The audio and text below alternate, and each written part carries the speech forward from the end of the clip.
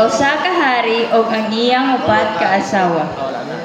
Adunay labihan kadato nga hari nga anaay upat ka buok asawa. Ang ikaapat nga asawa hinatagan niya kini og maanindot nga bisti og lamian nga pagkaon. Hinigugma niya kini nga hilabihan labaw sa tanan ug mao kini.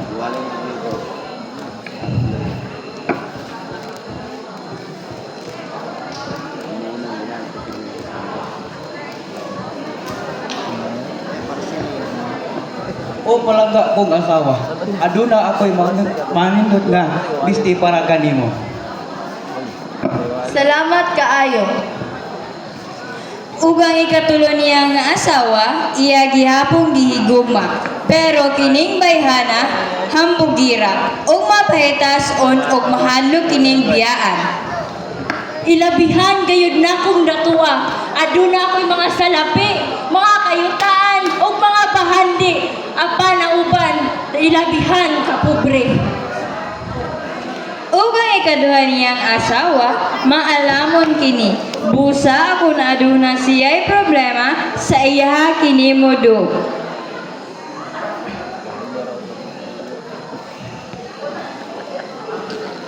Ikaw na to, Robert, ang naging asawa.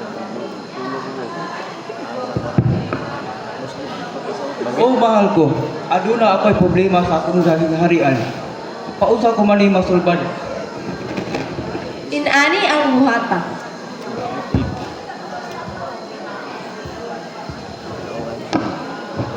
Samtang ang una niyang asawa, hilabihan na kining niwanga ug maoy gatiman sa hari.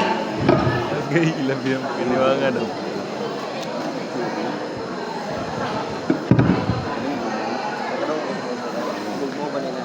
Niabot ang panahon, ang hari gitakbuyan kini og hilimatyon nga sakit, ug mao kini.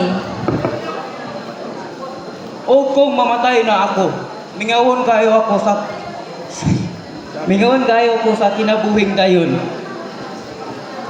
Og ipatawag niya ang iyang upat ka asawa aron paubanan siya sa kinabuhing dayon. Ug naabot ang ikaapat nga asawa ug mao kini.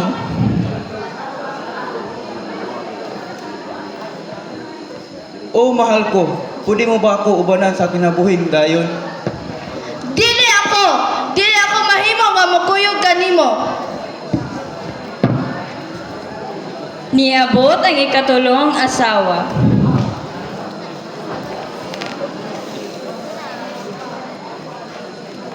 O mahal ko, pwede mo ba ako ubanan sa kinabuhing dayon? Dili ako mahimo ba akong maminyo sa laing lalaki nga labaw pa nimo kadato. Nabuol pag-ayo ang hari. Kay ang mga hinigugma niya o ang ikatulong nga asawa niya, wala gayoy balak muuban kaniya sa kinabuhing dayon. Busa, namasin siya sa ikaduhang asawa ug mao kini.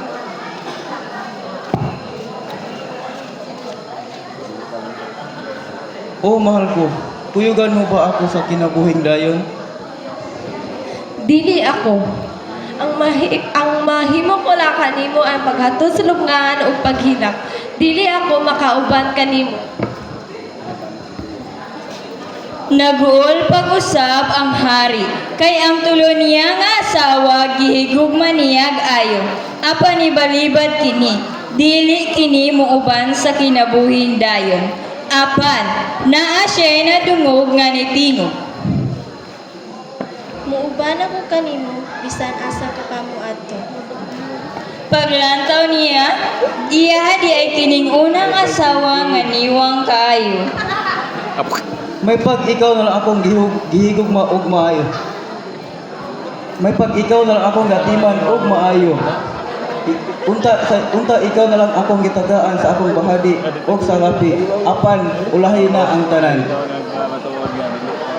Mga igsuon, katong hari kita kadto, o katong upat ka asawa, mao kadto atong kinabuhi.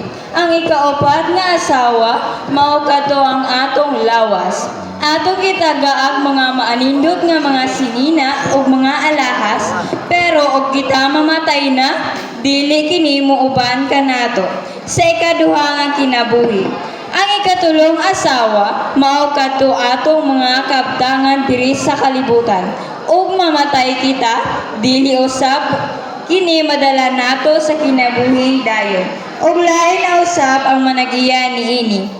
Ug ang ikaduhang asawa mao kadto ang ato mga pamilya, higala ug mga parente. Ang ilang mabuhat igo lamang sa paghatod sa lubnganan ug hilakan, apan dili kini sila muuban sa kinabuhing dayon. Ug ang una nga asawa mao kadto atong kalag. Ang wala kaayo nato giatiman o gipasagdaan kini kanato ug mao kini ang muuban kanato bisan asa kita moadto. Apan wala kini nato tagaig bili, kundili nato tagaag bili ang ato kalag dili lang kini niwang atubangan sa Ginoo, ikaw padulong sa impyerno. Sumala sa pinadayag 20 bersikulo 12. Og nakita ko ang mga patay inila og dili inila nga nagbarog atubangan sa trono.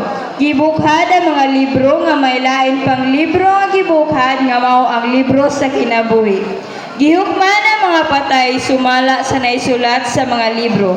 Pinadayag 20 bersikulo 15, ang tanang tao nga walay ngalan diha sa libro sa kinabuhi, itambo kini sa linaw nga kalayo. Juan 3, versikulo 16, kay gihigugma pag-ayo sa Dios ang kalibutan ug tungod niini gihatag niya ang iyang bugtong anak aron ang tanan nga motuo niya dili malaglag kun dili makabaton hinuon sa kinabuhing dayon. Mga igsuon, kini nga sugilanon nahinaot kami nga nakahatag kining pagtulunan sa matapusa kanato og dinhi natapos ang maong sugilanon.